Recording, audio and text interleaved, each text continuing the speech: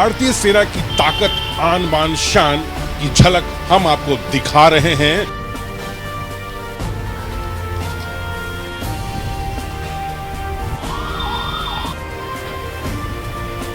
भारतीय सेना जैसा कि आपने कहा हर बार तैयार है अपने दुश्मन को हर तरीके से जवाब देने के लिए। हम जानते और दुश्मन अगर हवाई हमला करता है तो उसके लिए हमारे पास एंटी एयरक्राफ्ट गन का बंदोबस्त भी किया गया। गणतंत्र दिवस समारोह में कैसे भारतीय सेना दुश्मनों को अपनी ताकत दिखा रही है। आप सहज अंदाजा लगाइए कि एक वो समय था कि जब हमें एक सुई की भी जरूरत पड़ती थी तो हम विदेशों पर निर्भर हुआ करते थे। नमस्कार, मैं हूं पवन मिश्रा, आप देख रहे हैं न्यूज़ 24। जी हां, भारतीय सेना की ताकत, आन बान शान की झलक हम आपको दिखा रहे हैं कि गणतंत्र दिवस समारोह में कैसे भारतीय सेना दुश्मनों को अपनी ताकत दिखा रही है और दिखाने के लिए तैयार है। मेरे ठीक आप दाहिनी तरफ देखिए कि भीष्म टैंक T90 ये टैंक है और इसकी क्या खासियत है। हमारे साथ नवजोत सिंह मौजूद है बात करने के लिए। सर, हमारे दर्शकों को बताइए, भारतीय थल सेना के लिए ये कितना कारगर साबित हो रहा है? ये बहुत ही कारगर टैंक है। टैंक T90 में एक इंजन से लेके जिसके अंदर 1000 हॉर्स पावर का शक्तिशाली इंजन दिया गया है। इसके साथ ही एडवांस गन सिस्टम दिया गया है जिसमें 125 mm स्मूथ बोर गन है, एंटी एयरक्राफ्ट गन है, कोएक्शियल 7.62 mm गन है, एडवांस प्रोटेक्शन सिस्टम दिया गया है, डे और नाइट साइट्स दी गई हैं। सबसे महत्वपूर्ण बात है कि ये सब कुछ इंडिजीनियस है और भारत में निर्भर भारत के तहत बनाया गया है। हम टैंक की बात करते हैं तो इसकी रेंज क्या होगी सर? कैसे, मतलब अगर हमें, क्या ये पहले से जान जाएगा कि दुश्मन ओट के पीछे सहारा लेके छुपा बैठा है? क्या अंधेरे में भी या किसी भी तापमान में काम कर सकता है? ये किसी भी तापमान में काम कर सकता है, जैसा कि इस टैंक ने हमें साबित किया है। हाई एल्टीट्यूड एरिया में, डेजर्ट में इसके अंदर थर्मल इमेज साइटिंग सिस्टम दिया गया है जिसके तहत हम रात को दुश्मन को एंगेज कर सकते हैं। मिसाइल कैपेबिलिटी दी गई है जिससे इसकी मारक क्षमता 5 किलोमीटर तक बढ़ गई है, तो हम टैंक टू टैंक बैटल में 5 किलोमीटर दूर बैठकर भी दुश्मन को एंगेज कर सकते हैं। टैंक की जब बात हो रही है तो सबसे अहम रोल टैंक की अगर बात करें तो चक्के का होता है सर। तो क्या रेगिस्तान, मरुभूमि, मतलब किसी भी संकरी रास्ता, किसी भी रास्ते में ये किसी भी रास्ते में चल सकता है। इसके अंदर 1000 हॉर्स पावर का शक्तिशाली इंजन दिया गया है जो इसके चक्कों को घुमा रहा है, तो इसके लिए किसी भी तरह का कोई भी टेरेन मुश्किल नहीं बन सकता। और सर, कितने लोग इसको ऑपरेट करते हैं? इसके अंदर क्रू में 3 इंडिविजुअल्स आते हैं। सबसे पहले कमांडर, फिर गनर और जो इसको चला रहा है ड्राइवर। तो क्या एरियल के माध्यम से भी आपको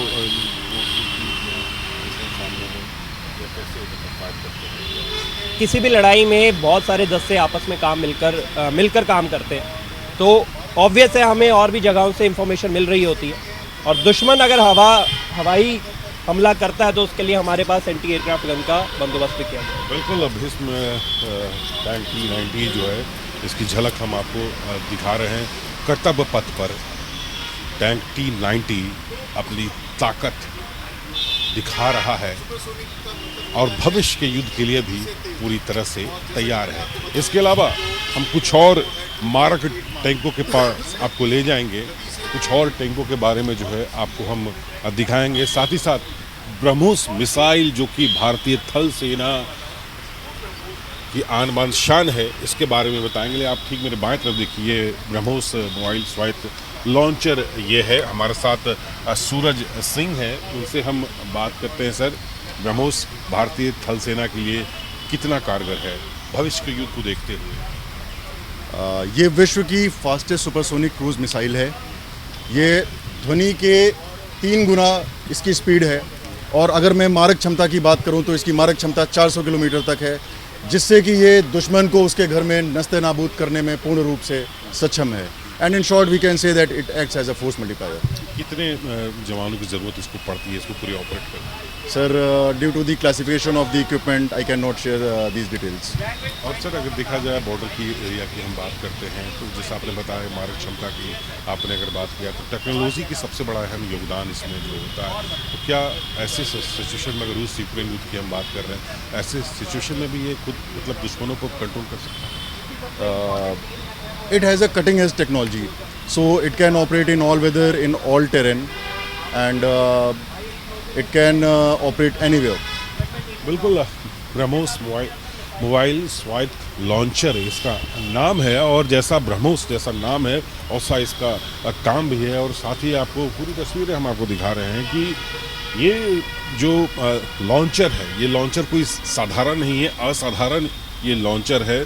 और आन बान शान जो है अभी ये भारतीय थल सेना के लिए है। अगर इसकी तैनाती, अगर इससे पहले अगर देखा जाए तो जो तनाव हुआ था भारत और चीन के बीच, जो तनाव हुआ था, 50,000 सैनिक भारत के थे तो 50,000 सैनिक चीन की तरफ से भी डटे हुए थे। और जब सेना कम की गई तो सेना तो कम की गई, लेकिन ब्रह्मोस को वहाँ से नहीं हटाया गया था। यानी इसकी ताकत का सहज अंदाज़ा इस बात से लगा सकते हैं कि ड्रैगन के सैनिक भी ब्रह्मोस से डर गए थे। कुछ और आपको हम दिखाएंगे, टैंकों के बारे में बताएंगे, लॉन्चर के बारे में बताएंगे और दिखाएंगे कि कैसे गणतंत्र दिवस समारोह में ये सारे मारक टैंक जो हैं आन बान शान बने हुए हैं। बाद अब हम आपको नाग की तस्वीरें दिखा रहे हैं। हमारे साथ लेफ्टिनेंट ऋतिक चौधरी मौजूद है जो कि नाग के बारे में आपको जानकारी देंगे। सर, नाम सही लग रहा है कि भयंकर खतरनाक यह मिसाइल? सर, ये नाग मिसाइल सिस्टम है जो कि एक इन्फेंट्री कॉम्बैट व्हीकल BMP-2 के ऊपर माउंटेड है। जैसे कि आपको इसके नाम से पता चल रहा है कि ये missile anti tank guided missile है जो कि फायर एंड फॉरगेट के उस पर काम करती है। इसका क्या है, आप एक बार टारगेट को लॉक कीजिए, उसके बाद भूल जाइए। तो ये एक एनिमी के किसी भी प्रकार के टैंक को बर्बाद करने की क्षमता रखता है, चाहे वो दिन हो चाहे वो रात हो। अच्छा, टारगेट को एक बार आप लॉक कीजिए फिर आप भूल जाइए, ये टारगेट को। अच्छा, हाँ जी। मतलब एक बार में कितना मिसाइल निकलता है? इसमें 6 मिसाइल हैं, एक बार में 6 मिसाइल निकल सकती हैं और ये 4 किलोमीटर तक की रेंज में किसी भी दुश्मन के टैंक को बर्बाद करने की। अगर आप नाग सांप को देखिएगा तो फन फैला रहता है और डस मारता है, उसी तरह ये नाग मिसाइल सिस्टम यानी नामिस जो है वो उसी तरह से अटैक करता है। यानी दुश्मन अगर ये सोच रहा है कि घने जंगलों में जाकर वो छुपा बैठा है, वो बच सकता है, लेकिन भारतीय सेना की नज़रों से वो बच नहीं सकता है, और साथ ही साथ नाग जो सिस्टम है उससे बच नहीं सकता। तो ये हमारी भारतीय थल सेना की आन बान शान और ताकत बनकर डटी हुई है। लेफ्टिनेंट सौरभ प्रताप सिंह है हमारे साथ, और सौरभ से ही हम जानते हैं। लेफ्टिनेंट, सबसे पहले हमारे दर्शकों को बताइए ये सारथ क्या है और भारतीय थल सेना के लिए कितना ताकत बनकर उभरा है? Sarath is a Indian version of BMP-2, so it's an infantry combat vehicle. Now we are manufacturing it in ordnance factory Medak. तो अभी मेडक में हम इसको ऑर्डिनेंस फैक्ट्री में मैन्युफैक्चर कर रहे हैं। इसके आर्मामेंट्स में हमारे पास इसका 30 mm ऑटोमेटिक कैनन है, 80 GM मिसाइल है, इसकी 4 किलोमीटर की रेंज है, जिसमें आप किसी भी टाइप के टैंक को हम बर्बाद करने की कैपेबिलिटी रखते हैं। And we have 7.62 mm PKT machine gun है इस पर।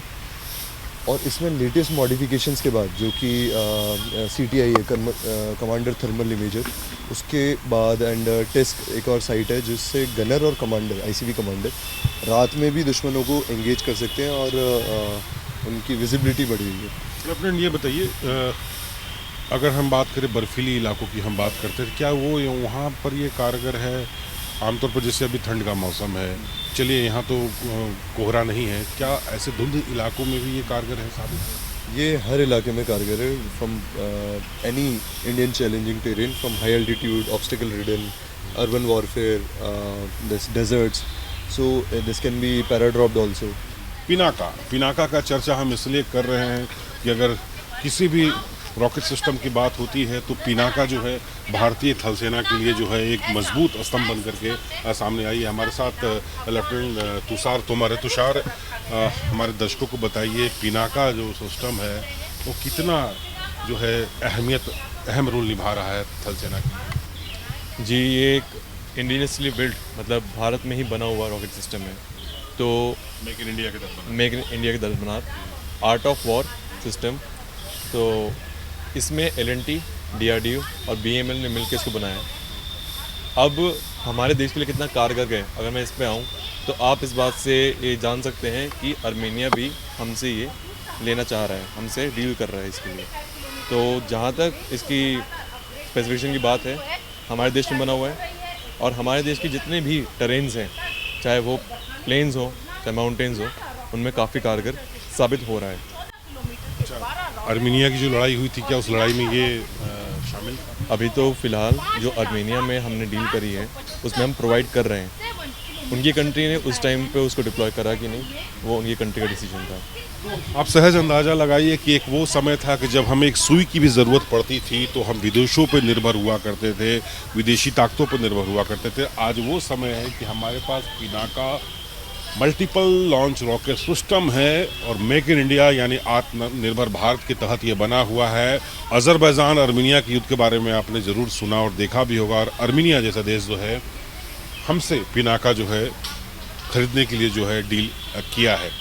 कुछ और तस्वीरें हम आपको दिखाएंगे। कैमरा पर्सन कलिकांत झा के साथ लगातार मौजूद हैं और उनके कैमरे के माध्यम से हम दिखाएंगे कि भारतीय थल सेना किस तरह से लगातार जो है, यानी जो कहा गया कि 2047 तक पूरी तरह से आत्मनिर्भर भारत की तरफ हम बढ़ेंगे और भारतीय सेना में जितने भी हथियार, मिसाइल और रॉकेट लॉन्च होंगे वो बिल्कुल मेक इन इंडिया के तहत होंगे। तो उसकी शुरुआत कैसे हुई है ये हम आगे कुछ और तस्वीर दिखाएंगे।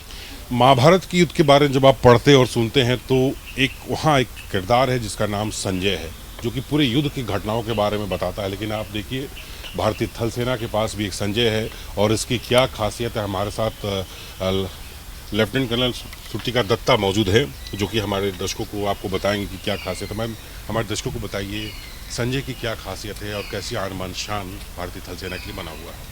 जय हिंद। मैं लेफ्टिनेंट कर्नल श्रुतिका हूँ। मैं कंटिजेंट कमांडर हूँ बैटलफील्ड सर्विलेंस सिस्टम की, जिसका नाम संजय भी है। आपने बहुत ही उम्दा तरीके से समझाया। ये एक ऑटोमेटेड सिस्टम है जो इंटीग्रेट करता है हमारे सारे ग्राउंड और एरियल सेंसर्स के इनपुट्स को और उनको प्रोसेस करके कॉमन सर्विलेंस पिक्चर बनाता है हमारे बैटलफील्ड का कमांडर्स के लिए, असिस्ट करता है उनको डिसीजन मेकिंग के प्रोसेस में।